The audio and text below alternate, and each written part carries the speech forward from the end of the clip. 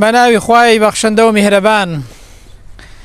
گەر دەتەوێت خەیاڵت ئاسوودە بێت، دڵت هەمیشە لە خۆشیدا بێت، گەر دەتەوێت سود لە ژیانی خۆت ببینی و عومر و ژیانت بە فیڕۆ نەچێت، لەسەر ئێشە بە دوور بیت، هەمیشە ئاسوودە و بەختەوەر بیت، وەرە با پێت بڵێم واز لە سێشت بێنە دڵنیا بە هەمیشە ئاسوودە و بەختەوەر و کامەران دەبیت.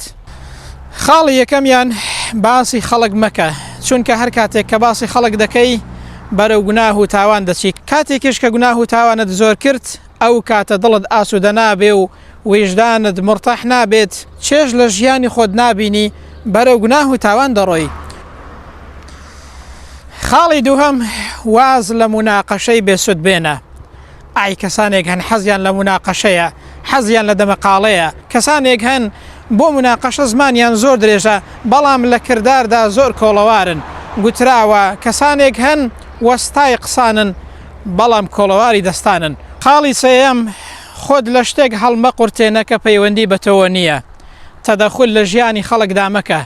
پێغەمبەر دەفەرمێ صلی الله عليه وسلم من حسن الإسلام المرء تركه ما لا يعنيه. لە ڕەوش جوانی ئینسانی مسلمان ئەوەیە شتێک کە پەیوەندی بەتۆوە نییە خۆتی تێ هەڵمە قورتێنە. ئای کە زۆربەی خەڵک بە خەڵکەوە زۆر ماندووە بەڵام خۆی لەبیر چۆتەوە. لە لوقمانی حەکیمیان پرسیوە ئەو داناییەت بە چی بەدەست هێنا؟ لە وەڵامدا گوتی بە زمانێکی ڕاست.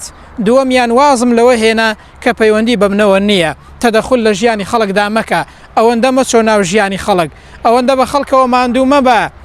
کاکە خەمێکی خۆت بێ، بەخوا ئینسانی وا هەیە بۆ خۆی وێرانە کەچی واز لە خەڵک نایەنێ و کەس لە زمانی ڕزگاری نابێت. بەو ئومێدەی هەموو لایەکتان ئاسوودە و کامەران بن، سود لە ژیانتان ببینن، بەختەوەری دنیا و قیامەت بن.